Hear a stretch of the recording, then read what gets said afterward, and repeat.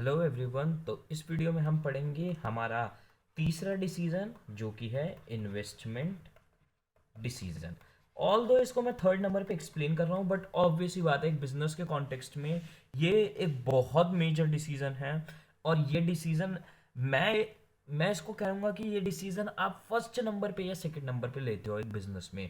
Investment decision basically क्या कहता है कि आप पैसा कहाँ लगाओगे। इन फाइनेंस डिसीजन में आपने सोच लिया पैसा कहाँ से आएगा, और इन्वेस्टमेंट डिसीजन में आप सोचते हो कि पैसा कहाँ लगेगा, हम कौन सा बिजनेस करेंगे, कौन सा प्रोडक्ट लॉन्च करेंगे, और अलग अलग चीज़ें जो कि हम पढ़ने वाले हैं।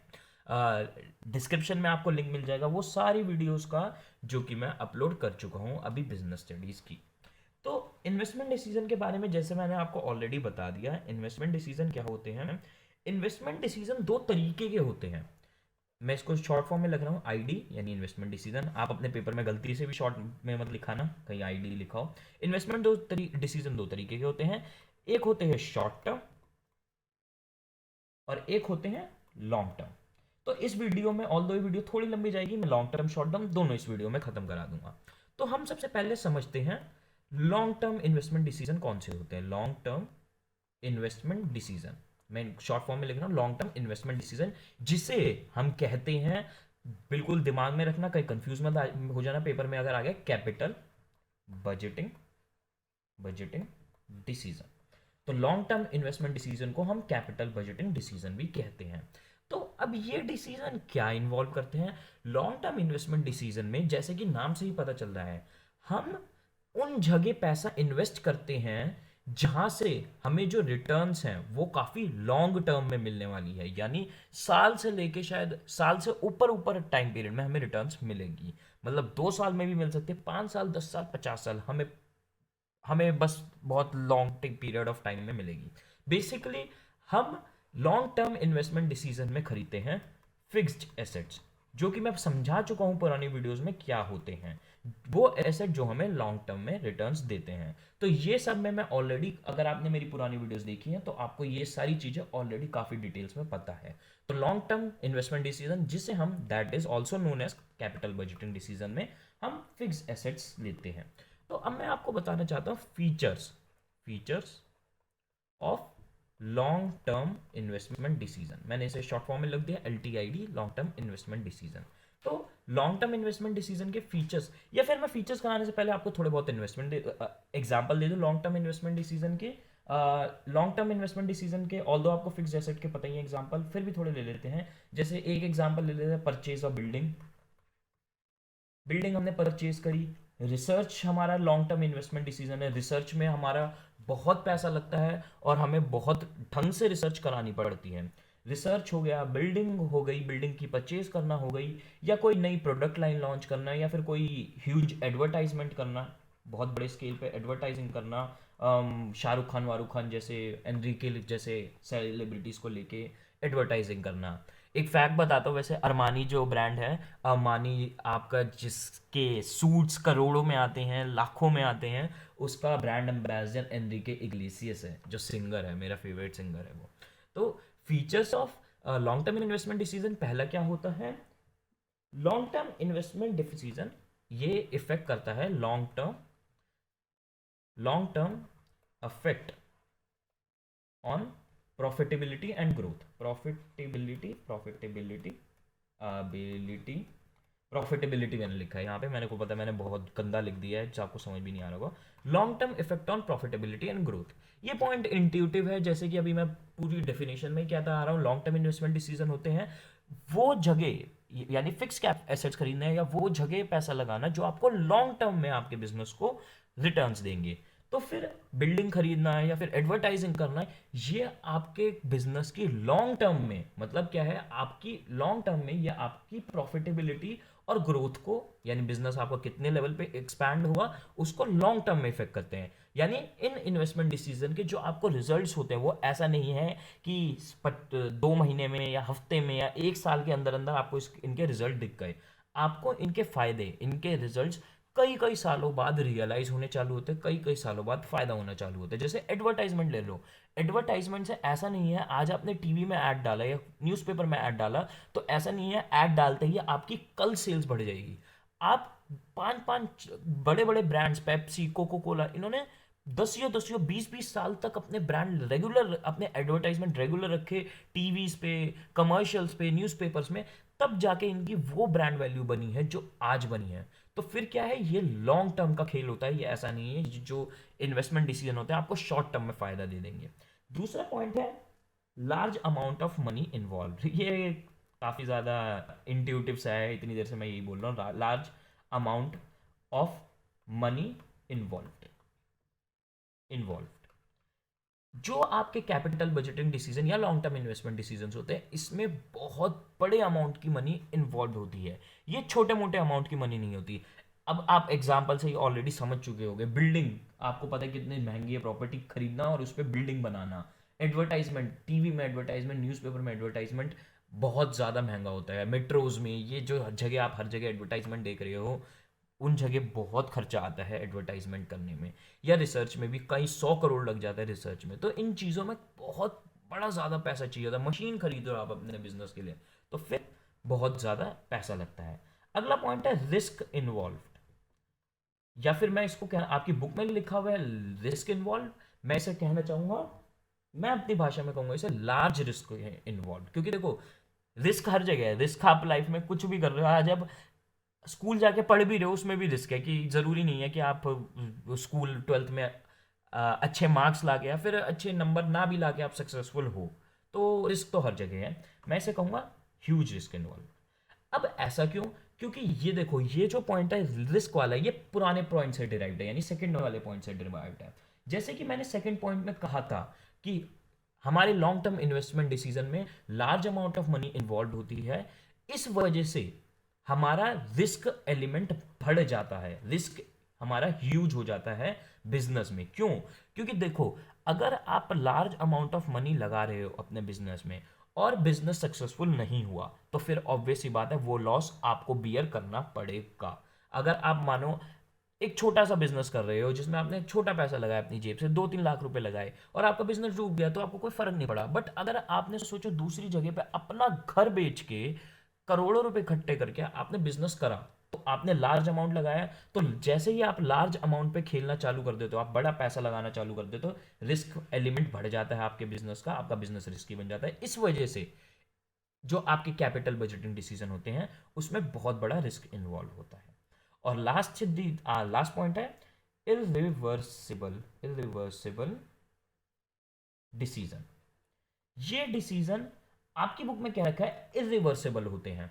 मतलब आपने एक बार ये डिसीजन ले लिए, तो ऐसा नहीं है मैनेजमेंट सोचती है कि यार चल ऐसा करते हैं, हमने 3 साल से हम इस प्रोडक्ट को, हम एक वॉशिंग मशीन बनाने में लगे हुए हैं जिससे कि कपड़े गीले नहीं सूखे निकलेंगे, हम ये मशीन बनाने में लगे हुए हैं, 3 साल हो गए हैं और अभी तक ये मशीन बनी नहीं है, तो फिर ऐसा करते हैं कि हम इस प्रोजेक्ट को अबैंडन कर देते हैं।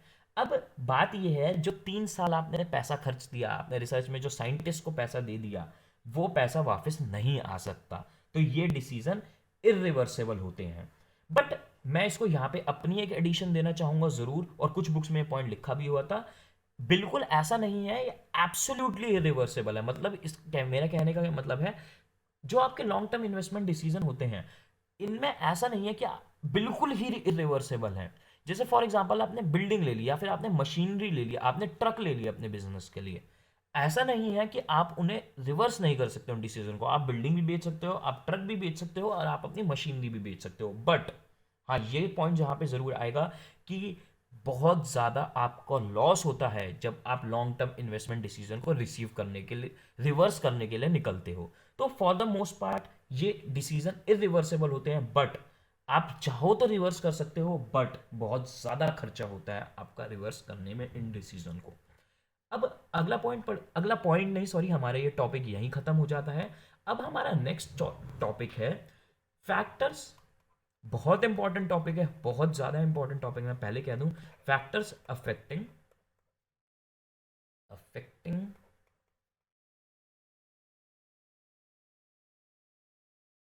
Capital budgeting decision. मैंने शॉर्ट फॉर्म में लिख दिया सीबीडी, कैपिटल बजटिंग डिसीजन, या फिर, और जैसे मैंने कहा, इसे हम कहते हैं लॉन्ग टर्म इन्वेस्टमेंट डिसीजन।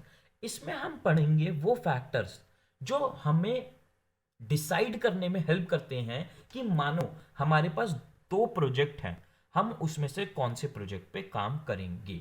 मतलब मानो हमारा, मैं घर पे बैठा हूँ, अब आप मेरे साथ बिजनेस करना चाहते हो। अब हम एग्जांपल लेते हैं, हम दो तरीके हमारे पास चॉइस है बिजनेस करने के। एक हमारे पास है टॉय का बिजनेस करना, जिसमें कि हम एक्शन फिगर्स बनाएंगे, कुंग फू पांडा की मेरी फेवरेट, तो ऐसी हम ड्रैगन बॉल जी जैसी हम एक्शन फिगर्स बनाएंगे। तो एक हमारे पास चॉइस है ये। और दूसरी हमारे पास चॉइस है, हम ले लेते हैं कार मैन्युफैक्चरिंग की। तो इस वाली में हम, हमारे पास ये दो बिजनेस हैं। अब हमें सोचना है, मानो आप और मैं बैठे हुए हैं, अब हमें सोचना है कि यार हम कौन से वाला बिजनेस करें, हम टॉय का बिजनेस करें या फिर हम कार मैन्युफैक्चरिंग का बिजनेस करें।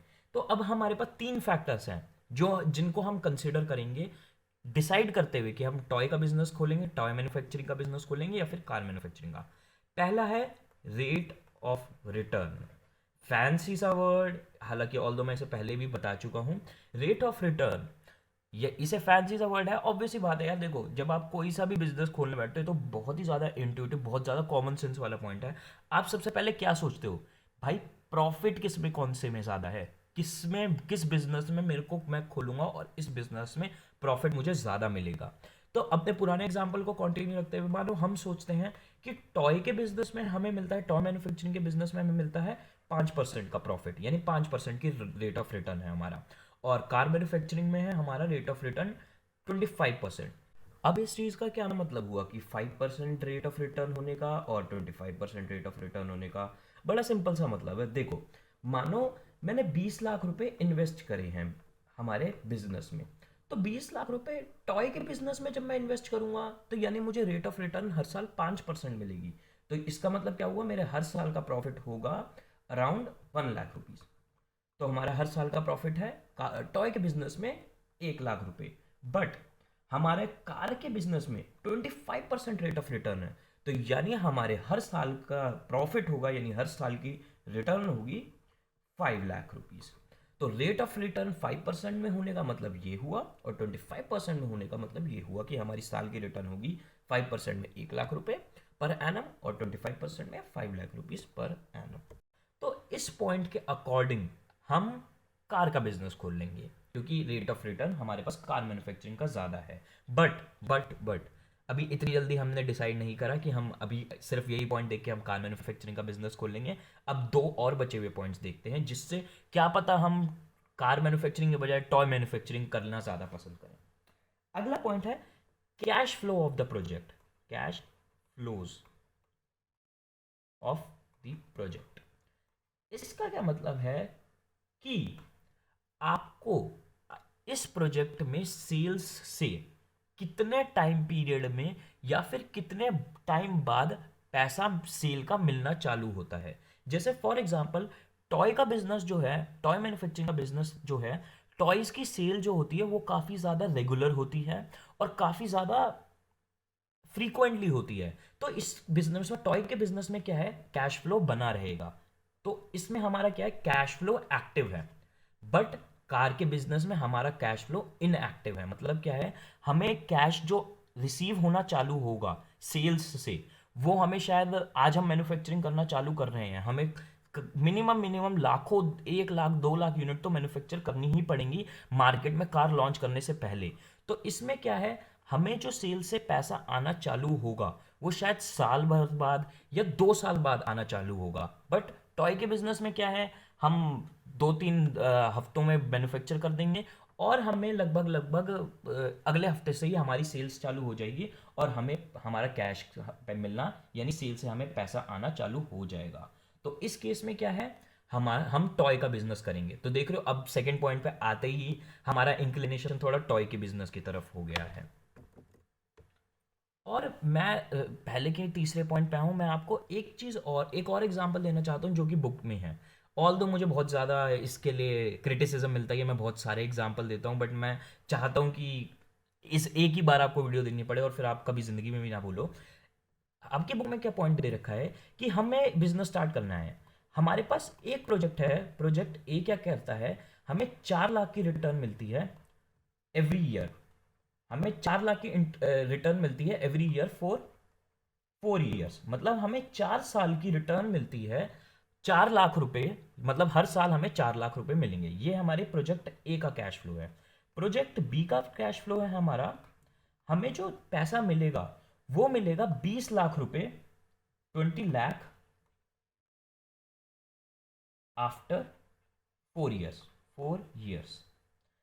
देखो प्रोजेक्ट ए में क्या है, 4 लाख आपको 4 साल तक मिलेंगे, मतलब हर साल आपको 4 लाख रुपए मिलेंगे। प्रोजेक्ट बी में क्या है, आपको सीधा 20 लाख रुपए मिलेंगे 4 साल बाद। तो प्रोजेक्ट ए में अब ये देखो कैश फ्लो आपका ज्यादा है, मतलब क्या है, प्रोजेक्ट ए में आपको रेगुलर पैसा मिल रहा है। प्रोजेक्ट बी में ऑल्दो आपको ज्यादा पैसा मिल रहा है, यानी rate of return project B में आपकी ज्यादा है as compare to project A. Although आपको 4 साल बाद 20 लाख रुपए मिलेंगे और आपको प्रोजेक्ट ए में हर साल 4 लाख रुपए मिल रहे हैं, तो यानी 4 साल बाद आपको 16 लाख रुपए मिलेंगे। बट स्टिल स्टिल आप प्रोजेक्ट ए प्रेफर करोगे इस केस में, क्योंकि देखो यहां पे एक थोड़ा सा प्रैक्टिकल पॉइंट है। मैं थोड़ा आपको चाहता हूं अपने दिमाग के ताले खोल खोल के ये बात सुनो। देखो अगर आपको प्रोजेक्ट बी करने के लिए आपको क्या है, बहुत बड़ा लोन लेना पड़ेगा 4 साल के लिए। तो क्या है, उस लोन पे आप इंटरेस्ट भरोगे। तो मानो आपने कोई लोन लिया 4 साल के लिए, आपने लोन लिया 10 लाख रुपए का। अब आप उस 10 लाख रुपए में 4 साल में लगभग लगभग 2 लाख रुपए इंटरेस्ट पे कर दोगे। तो आपका, और प्रोजेक्ट ए में क्या है, प्रोजेक्ट ए में आपको लोन नहीं लेना पड़ रहा, क्यों, क्योंकि आपको हर साल के एंड में 4 लाख रुपए मिल ही रहे हैं। तो प्रोजेक्ट ए में आपको कोई इंटरेस्ट नहीं पे करना पड़ रहा। तो बाय डिफॉल्ट ही, नेचुरली ही आपके प्रोजेक्ट बी में रिटर्न्स कम हो गई। क्यों, क्योंकि आपको प्रोजेक्ट बी के लिए लोन लेना पड़ा लॉन्ग टर्म में, उसमें आपको इंटरेस्ट पे करना पड़ा। तो ऑल दो प्रोजेक्ट बी में हमारी रिटर्न्स 20 लाख थी, बट अल्टीमेटली जो हमें लोन पे इंटरेस्ट पे करना पड़ा उसकी वजह से हमारी प्रोजेक्ट बी की रिटर्न्स कम हो गई। अगर आपको ये पॉइंट नहीं समझ में आया तो डिस्क्रिप्शन में मुझे बताना, मैं इसे दोबारा एक्सप्लेन करने की, सॉरी कमेंट्स में इसको बताना, मैं इसे दोबारा एक्सप्लेन करने की कोशिश करूंगा। तो अभी तक हमने 2 पॉइंट पढ़ लिए। रेट ऑफ रिटर्न, जिस प्रोजेक्ट का रेट ऑफ रिटर्न ज्यादा है उसको हम लेंगे। दूसरा पॉइंट कहता है कैश फ्लो, जिस प्रोजेक्ट का ज्यादा है, जिसमें हमें रेगुलर रिटर्न्स, मतलब रेगुलर हमारे पास कैश आ रहा है, उस प्रोजेक्ट को हम प्रेफर करेंगे। और last point, last but not the least, investment criteria involve. Investment investment criteria criteria involve. इसमें क्या कहता है, देखो ये सेकंड पॉइंट का थोड़ा दूसरा दूर का, मतलब अपोजिट है। ये पॉइंट क्या कहना चाहता है कि आपको किस प्रोजेक्ट में एकदम से बहुत सारा पैसा लगाना पड़ा और किस प्रोजेक्ट में आपको इंटरवल्स में पैसा लगाना पड़ा। इसका एग्जांपल लेते हैं। मानो प्रोजेक्ट ए में, प्रोजेक्ट ए में आपको 20 लाख रुपए इन हैंड, मतलब हाथ की हाथ खर्चने पड़ रहे हैं। ये प्रोजेक्ट ए क्या कहता है कि 20 लाख रुपए आप at the start of the year invest करो, start of the year invest करने पड़ेंगे आपको। प्रोजेक्ट ए ये कहता है। बट उसी की जगह प्रोजेक्ट बी क्या कहता है कि आपको 4 लाख रुपए, 4 लाख रुपीज इन्वेस्ट करने पड़ेंगे at end of every 5 years. मतलब 4 लाख रुपए आपको इन्वेस्ट करने पड़ेंगे हर साल के एंड में 5 सालों तक। तो प्रोजेक्ट ए में, मानो हम मान लेते हैं प्रोजेक्ट ए में हमारी रेट ऑफ रिटर्न्स है 25% और प्रोजेक्ट बी में हमारी रेट ऑफ रिटर्न है 15%। ऑल दो मैं दोबारा वही बात, ऊपर वाली बात करूंगा, ऑल दो हमारे प्रोजेक्ट ए में रेट ऑफ रिटर्न ज्यादा है, बट स्टिल हम प्रोजेक्ट बी को प्रेफर करेंगे। क्यों, क्योंकि उसमें हमारे हर साल के एंड में 4 लाख रुपए लग रहे हैं 5 सालों तक, हमें एकदम से 20 लाख रुपए नहीं खर्चने पड़ रहे। तो इसकी वजह से हम प्रोजेक्ट बी करेंगे। लॉजिक वही जो मैंने पुराना कहा था, प्रोजेक्ट ए में आपको बैंक से 20 लाख रुपए का लोन लेना पड़ेगा एकदम से स्टार्ट में। अब उस पर आप 5 साल तक इंटरेस्ट भरोगे तो वो इंटरेस्ट ऑटोमेटिकली आपकी रेट ऑफ रिटर्न कम कर देगा प्रोजेक्ट ए की। बट क्योंकि प्रोजेक्ट बी में आपको 4 लाख रुपए हर साल की एंड में लगाना पड़ रहा है, तो क्या पता प्रोजेक्ट बी कुछ इस तरीके का बिजनेस हो कि आपको 4 लाख रुपए ईयर में प्रॉफिट आ ही जाता है, इस वजह से आपको कोई बैंक लोन नहीं लेना पड़ रहा। तो इस वजह से हम प्रोजेक्ट बी ही प्रेफर करेंगे, क्योंकि हमारी इसमें एकदम से हमें पैसे की जरूरत नहीं है, हमें एकदम से खर्चा करने की जरूरत नहीं है। तो अब मैं आपसे कहूंगा वीडियो पॉज करो और थोड़ा चाय पानी पी के आओ और फिर उसके बाद वीडियो रिज्यूम करो, मैं यहाँ पे आपको शॉर्ट टर्म इन्वेस्टमेंट डिसीजन समझाने वाला हूँ। शॉर्ट टर्म इन्वेस्टमेंट डिसीजन, ये बहुत छोटा टॉपिक है, आपकी बुक में बहुत कम लेंथ में एक्सप्लेन कर रखा है, तो आप ब्रेक ले सकते हो, मैं भी ब्रेक लेने जा रहा हूँ।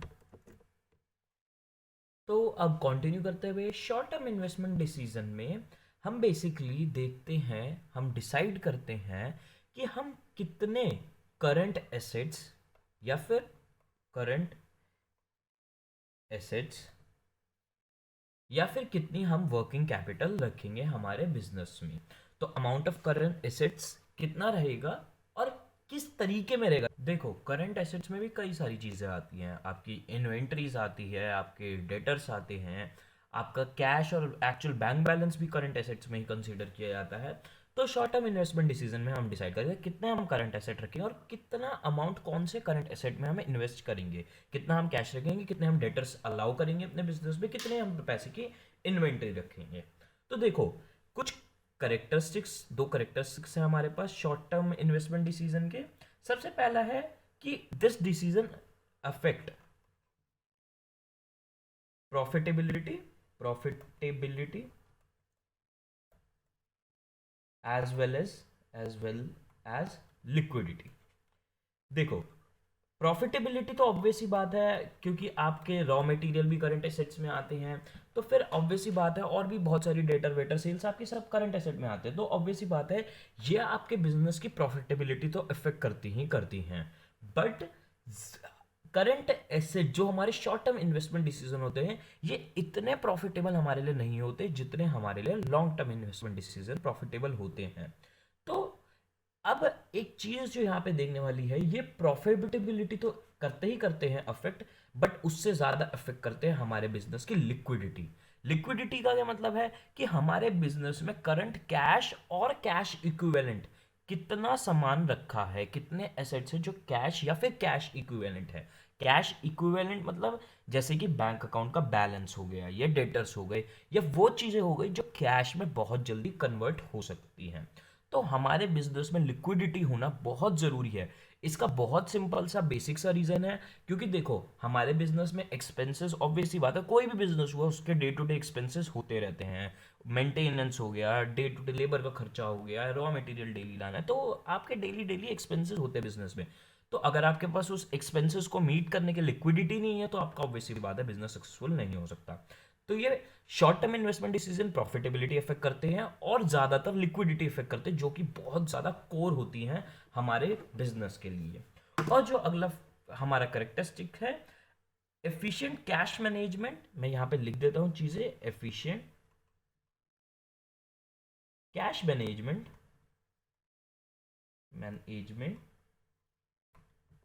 इन्वेंटरी मैनेजमेंट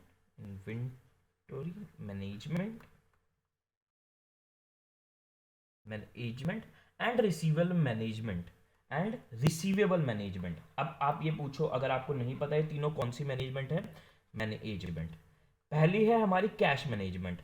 ऑब्वियस ही बात है, आपके बिजनेस है, आपकी आप सोचो किसी बड़े लेवल का बिजनेस के बारे में सोचो, टाटा या फिर सैमसंग, उनका सोचो कैश मैनेजमेंट। इसमें बेसिकली तीन कंपोनेंट है, पहला है कैश मैनेजमेंट। तो सोचो सैमसंग, टाटा, उनका कैश मैनेजमेंट कितना टफ होता होगा और कितने बड़े स्केल पे होता होगा। उनके लाखों ब्रांचेस हैं, लाखों रिसर्च फैसिलिटीज़ है, सेल्स फैसिलिटीज़ हैं, उनकी पूरे वर्ल्ड में बिजनेस फैला हुआ है। और अगर आपको नहीं पता, सैमसंग एक ऐसा ब्रांड है जो कि अप्रॉक्सीमेटली 102 इंडस्ट्रीज में घुसा हुआ है। बुर्ज खलीफा वर्ल्ड की लार्जेस्ट बिल्डिंग सैमसंग ने बनाई है। सैमसंग मिलिट्री मैन्युफैक्चरर है, मतलब टैंक्स बनाता है सैमसंग, राइफल्स बनाता है। आपको पता भी नहीं होगा सैमसंग क्या क्या रिसर्च करता है और क्या क्या बनाता है। तो सैमसंग जैसी कंपनी जिसकी पता ही नहीं कहाँ का केमिकल्स और मिलिट्री और कहाँ का घुसा हुआ है, ऐसे ब्रांड के लिए सोचो कैश मैनेजमेंट प्रॉपर होना कितना ज़रूरी है।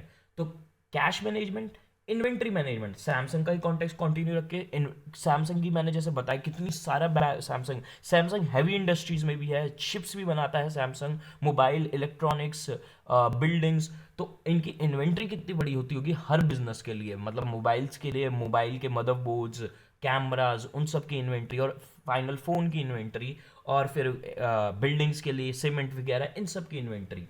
और रिसीवेबल मैनेजमेंट मतलब जो आपने उधार पे बेचा है, यानी हमारे डेटर्स और बिल ऑफ एक्सचेंज आपको मिले थे, उसके अगेंस्ट आपको पैसा कब लेने जाना है, और कौन से रिसीवेबल हमारे डिफॉल्ट हो चुके, मतलब उन्होंने हमें पैसा देने से मना कर दिया है, तो उन पे केस करना। तो ये भी हमारे मैनेजमेंट में आता है वर्किंग कैपिटल की। बेसिकली ये पूरा पॉइंट है जो आपकी बुक में लिखा हुआ है, efficient cash management, inventory management and receivable management are necessary ingredients of sound working capital. मतलब क्या है, एक अच्छी वर्किंग कैपिटल के लिए आपको ये तीनों मैनेजमेंट कैपिटल, ये तीनों चीज़ों की मैनेजमेंट अच्छी करना बहुत ज़्यादा ज़रूरी है। तो बेसिकली मैंने ये जो पॉइंट बताया ना, ये करेक्टरिस्टिक्स भी नहीं है एक तरीके से, ये बस एक तरीके से इन्होंने एक्स्ट्रा डिटेलिंग दे रखी है शॉर्ट टर्म इन्वेस्टमेंट डिसीजन पे। पहला क्या है, ये आपकी प्रॉफिटेबिलिटी और लिक्विडिटी इफेक्ट करता है, और दूसरा क्या है, ये कैश मैनेजमेंट, इन्वेंटरी मैनेजमेंट और रिसीवेबल मैनेजमेंट बहुत नेसेसरी इंग्रेडिएंट है एक साउंड वर्किंग कैपिटल के। बल्कि ये पॉइंट थोड़ा जो लास्ट वाला है, ये वाला पॉइंट है, थोड़ा इन्होंने ऑफ द वे भी दे रखा है बुक में। बेसिकली बस यहाँ पे हम मैनेजमेंट की बात कर रहे हैं इन तीनों की। तो शॉर्ट टर्म इन्वेस्टमेंट डिसीजन में इतना ही है, मैंने जैसे कहा था बुक में काफ़ी छोटा है। तो इस पे हमारा खत्म होता है हमारा शॉर्ट टर्म इन्वेस्टमेंट डिसीजन का टॉपिक। और जैसे कि मैं हर वीडियो में कहता हूँ, प्लीज़ कमेंट्स में आपको अच्छा लगा तो बताओ और बुरा लगा तो बताओ, और अगर कुछ नहीं समझ में आया तो मुझे बताओ, ताकि मेरे लिए भी और आपके लिए भी चीज़ें मैं बेटर कर सकूँ। तो बाय।